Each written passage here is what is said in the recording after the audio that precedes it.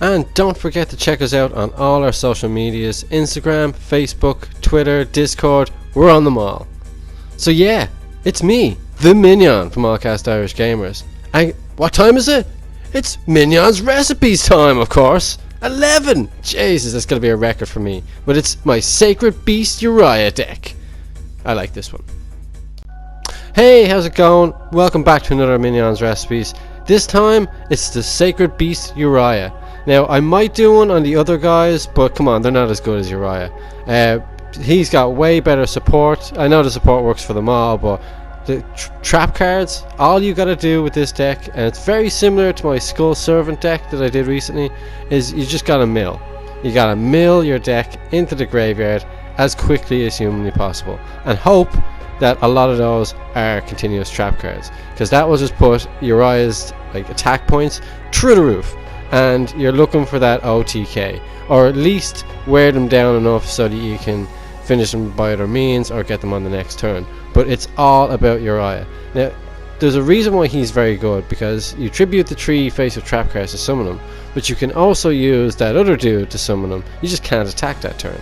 So you're better off going down the 3 trap card route, so at least then you're guaranteed to have 3000 attack. You get me? 3 trap cards used for him are his attack.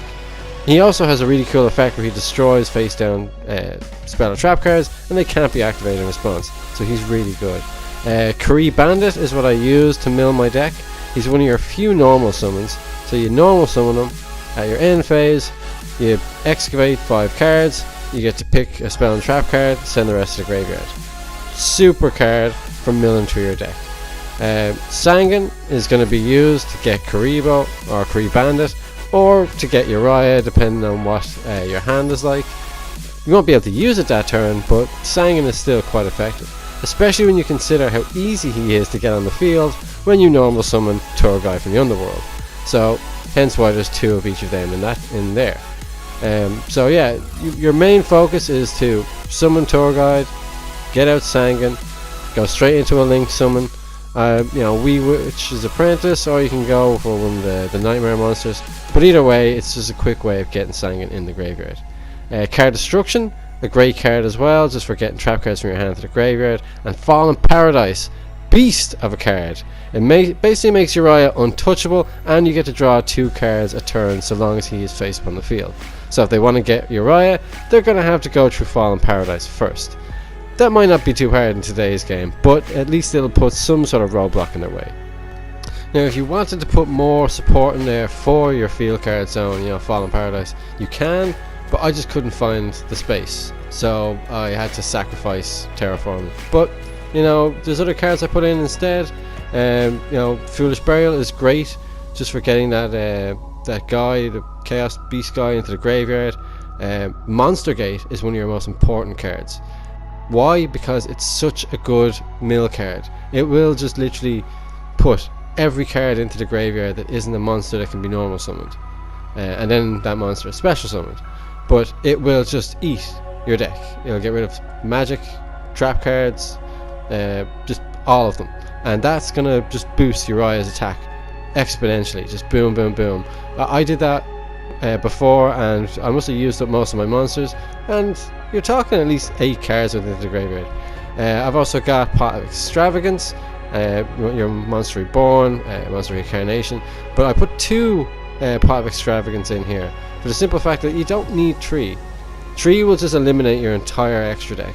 You will still use the extra deck in this deck. You're not going to use every card in there, but the option is there. And Extravagance just gives you those 2 cards that will help put your combo together. Twin Twisters is great for discarding a card but also destroying back row.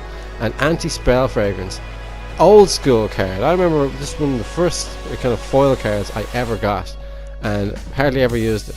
Never realized how effective it is. You could just shut your opponent down for a turn, give you the chance to get what you need in play, and then bing, bash, bosh, Uria's on the field, and it's game over, champ. You lose. So yeah, Anti-Spell Fragrance. Unfortunately, I've only 1 copy, so you could probably put more than 1 copy if you have them. But yeah, such a good card. Call the Haunted. I did have 1, and then I opted to go for 2. because it's just a really handy way of just recycling someone like Sanguine or your Phantom guys or Dark Summoning Beast, my bad.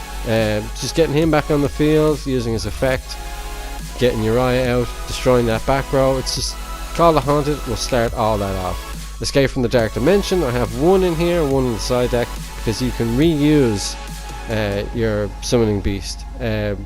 Fiendish Chain, another great card, and Imperial Custom. Imperial Custom is a lot like Fallen Paradise in that sense. Is if they want to get your other trap cards, they're going to have to go through Fallen Paradise or Imperial Custom first.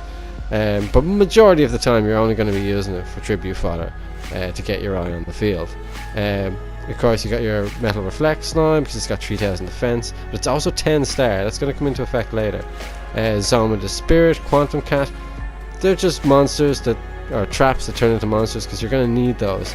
Either it's going to save your life, or you can use them to tribute, or you can tribute someone with it. But either way, very effective, and they will make up the missing monsters that you are missing from this deck, because as you can see, you've only got 12 monsters and 8 trap cards that turn into monsters, so it kind of balances itself out a little bit, unless you're going against Royal Decree, but we'll get into that another time. Yes, so once again into the extra deck now. Wee Witch's Apprentice, so essential for this deck because she'll allow you to recycle that Craic Bandit or even Tour Guide or Sanguine, but just a great card and very situational as well.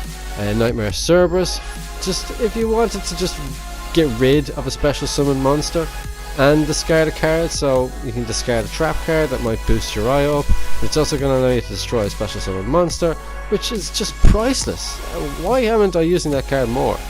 Nightmare Phoenix, also just a must for any deck at this stage because he's just quick and easy back row destruction with the added option to discard a card.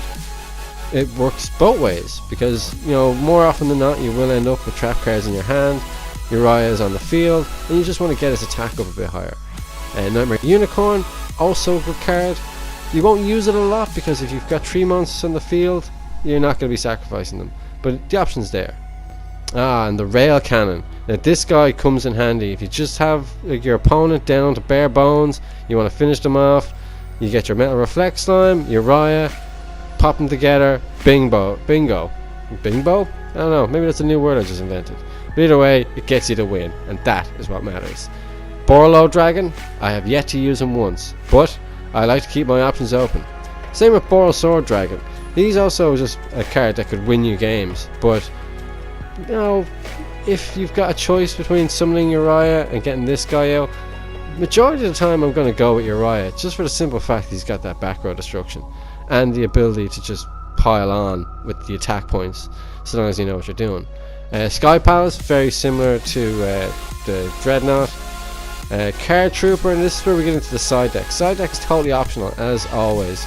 Card Trooper will help you mill cards, so he's a straight swap for Craic Bandit. Allure of Darkness, it's a draw card if you want to swap out, you know, Pot of Extravagance maybe, because if you use Allure of Darkness correctly, you could send your whole hand to the graveyard and boost your eye up by a stupid amount.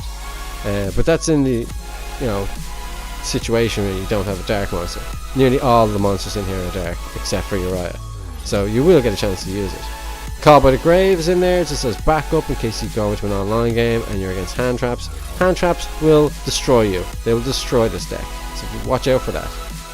Now I've also got Pot of Avarice in there. You're very rarely going to have the option to use it because you've only got like 12 monsters, but the option to recycle is important and it might help this deck if you burn through everything too quickly. Jar of Avarice as well does the same thing. Skill Drain is pretty much a straight swap for Anti-Spell Fragrance if you're against someone who's just going nuts with monster effects and you just wanted to shut it down. But it also shuts you down, so like I said, situational and it's all up to you. Side deck is your call because there is so many different continuous trap cards you could put in here that would really help Uria and maybe turn into a bit of a control deck.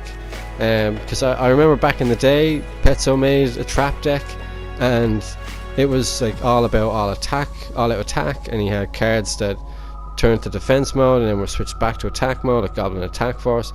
But the problem with a control deck is I just don't like control decks. What can I say? Mainly because I'm more of a go for the throw type of player. But if that's the route you wanted to go down, you could very easily do it. I know the other Sacred Beast is more of a control based card, but no, with Uria you want to go straight for the face, punch him and keep punching, because this guy is a beast. So thanks for watching, guys, and I'll see you in the next one.